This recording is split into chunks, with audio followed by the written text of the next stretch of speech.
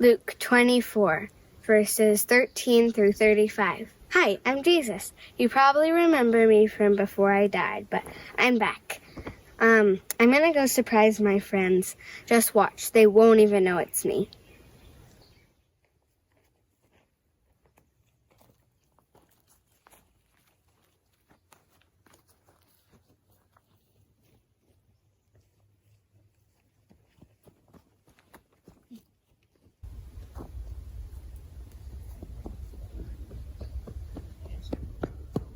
What are you guys talking about? Oh, hi, stranger.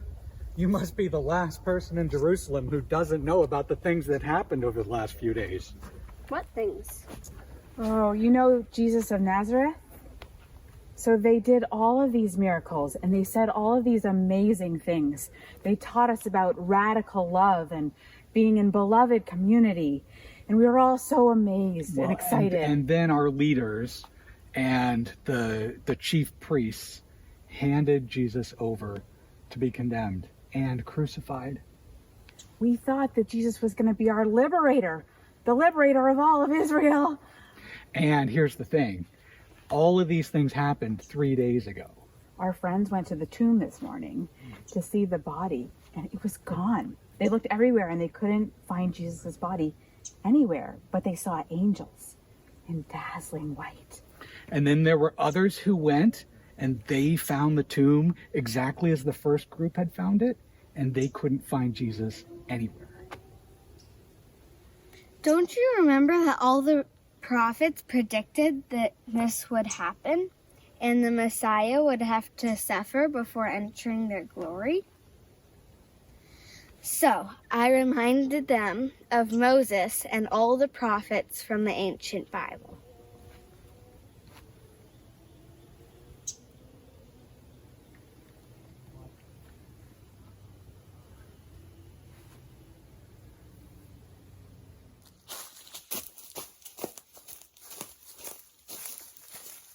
Oh, hey, this is our house, and it's almost nighttime.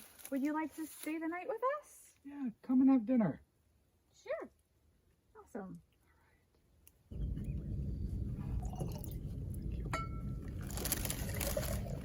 I'm thirsty after all that walk. I know. So much walking.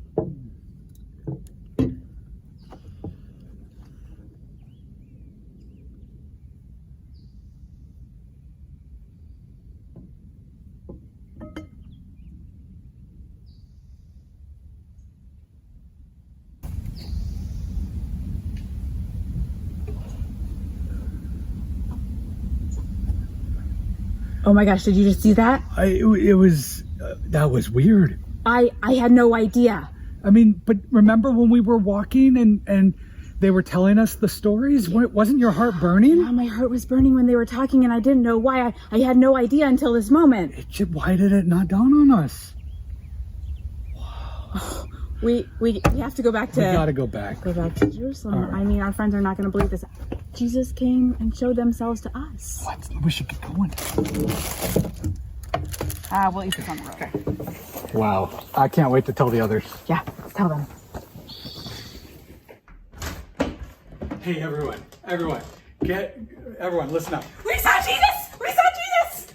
We saw Jesus. So we were walking to Emmaus, as you know, walking home, and along on our way, a stranger came up to us and said, "What are we talking about?" And we didn't even know it was Jesus. We filled them in on the crucifixion and all the sadness and the miracles that had happened before the crucifixion. Yeah. So we get to our house in Emmaus. It's almost dark. So we say, "Spend the night with us." And we didn't know who it was, right? We sit down for dinner. They bless the bread. They break it. And then we recognize That's them. when we knew who it was. It had been Jesus all along. The whole time. Okay, and then as soon as we recognized Jesus, they disappeared. Just like that. Poof. Gone.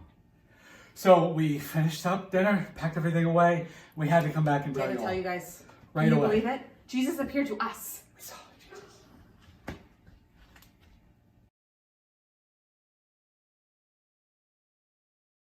The Bible is totally clear. The literal word of God says the two disciples, only one of whom had a name, literally walked 7 miles from Jerusalem to Emmaus. on that first Easter evening. Or maybe it was 19 miles. The manuscripts differ. God really should have used Google Docs for shared editing so we wouldn't have conflicting accounts. Regardless, the Bible is totally clear that they were going to Emmaus, which is totally a real place, except that no archaeologist has ever found any evidence of it. The name Emmaus itself might be based on the Hebrew word Hamath, which means hot springs. So maybe the disciples, who can only talk and think about the death of Jesus, were doing what any right-minded person in deep grief does. They were going to have a warm bath. Maybe you are watching church from your warm bath right now.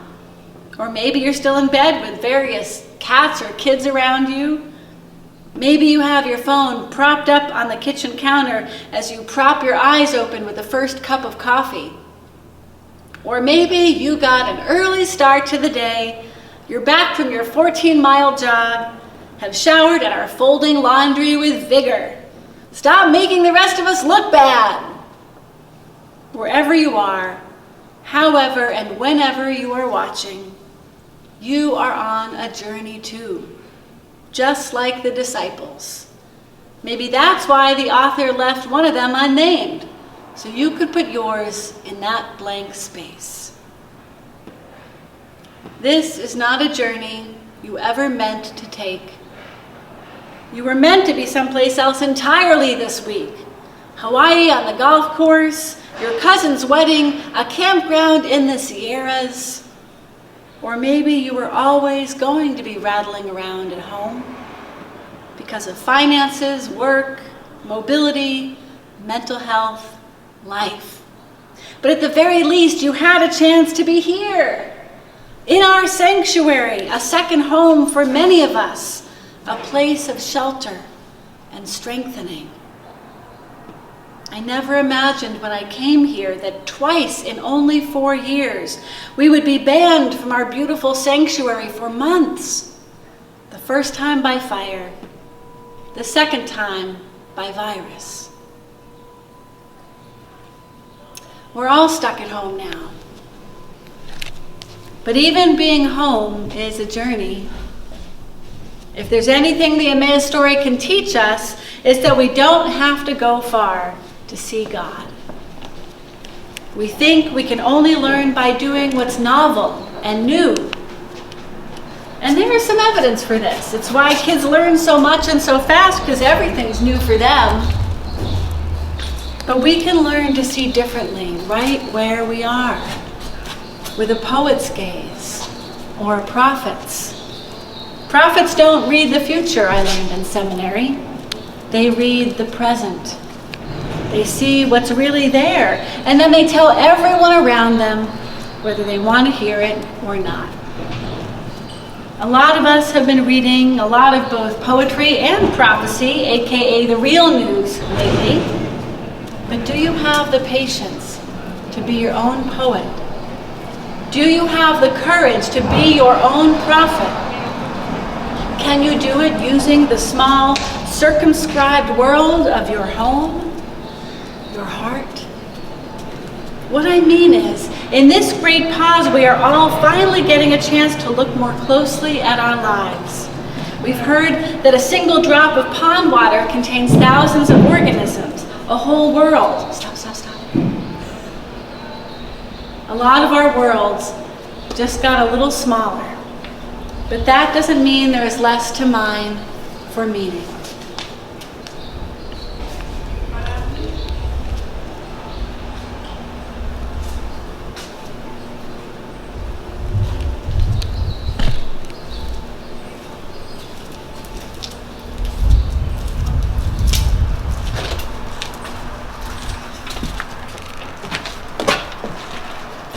Don't be frustrated if that meaning is hard to see. Insight can't be willed, particularly spiritual insight. It's a fact that just like the two on the road to Emmaus, most spiritual insight is hindsight. We only realize how and when God was with us after the fact, especially if we're suffering or in grief. And we might like to do a little revisionist history the way the 2 disciples did to make ourselves feel less idiotic. Were not our hearts burning within us when we were on the road? That's usually just the lasagna talking. It takes a while to realize that God is here with us and what God wants us to know. But amidst the grief, boredom, anxiety, repetition of life under pandemic, there is something we can do to be our own prophets and poets, to be more receptive to the signs and wonders and resurrection appearances. We can expect to see Jesus, not just in what feels good and warm and holy. Jesus is not always a warm bath. He is just as often a cold shower, telling shocking truths that lay us bare, that make us face ourselves. The truth may be hard to hear, may even make us ashamed, but that's not Jesus' goal. He doesn't want to shame us, he wants to change us. He is a loving parent grabbing us before we run into traffic and get ourselves killed. He's a kind judge awakening our empathy for others before we do even more harm. Case in point, you have been together with the people and creatures you live with for 6 weeks now, non-stop. Perhaps life is great and you feel closer than ever. The comedian Rob Delaney tweeted this out this week. My wife and I are getting along great and having amazing frequent sex. My kids are crushing it at home learning, enthusiastic and not fighting at all. I'm getting so much work done, super focused and productive. Same for y'all, I hope. Hashtag lockdown life. Hashtag trust God.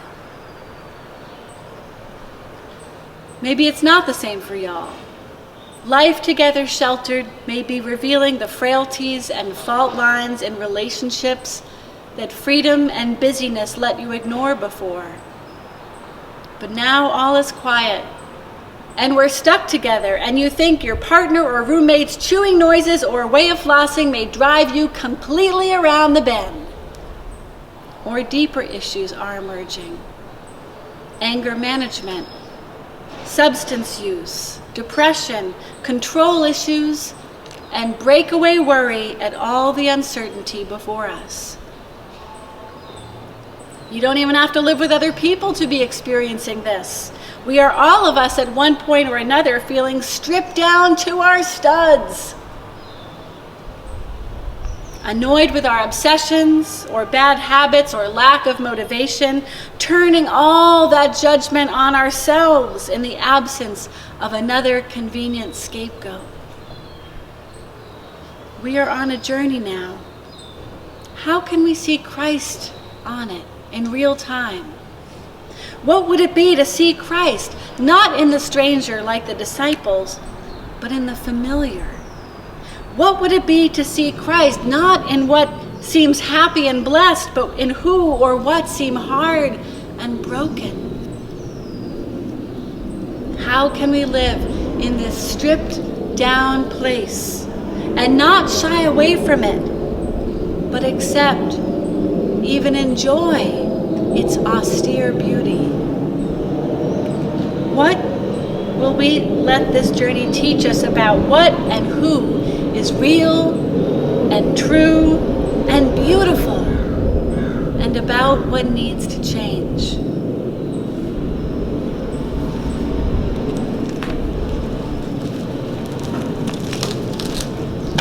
Thank you.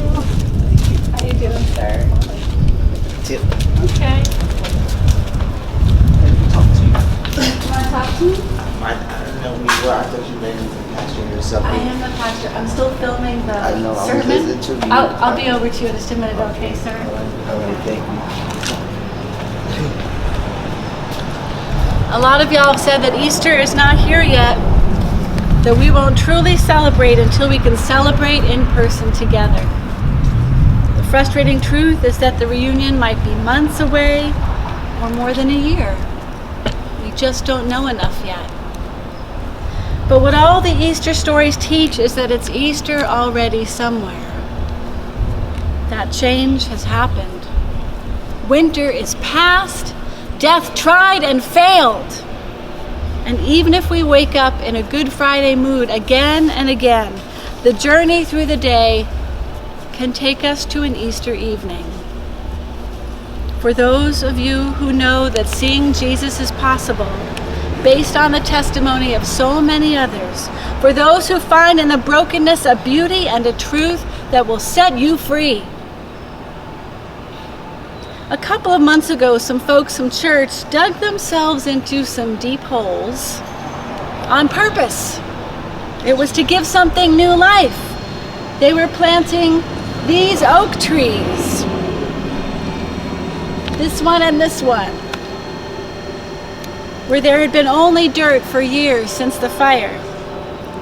We weren't sure they would make it. Apart from a few straggling leaves from last season, they had no leaves and refused to bud. We watched and waited and watered, and this week they leafed. They made it through. In a few minutes, we will have a Zoom meeting in which the Blue Fire team will make a recommendation for how to spend our insurance settlement to replant the church for the future. We have been on a journey over the last few years. We have been sheltered and become sanctuary for others. We have been stripped down to our studs. We have adapted and changed in ways we never imagined, and we're doing it again right now. And now we are replanting, not just for ourselves, but for generations of humans we will never meet, hoping they will experience this little plot of land, this home away from home, something of the poetry and prophecy and love and grace that we have known in it. Are you ready to take the next step?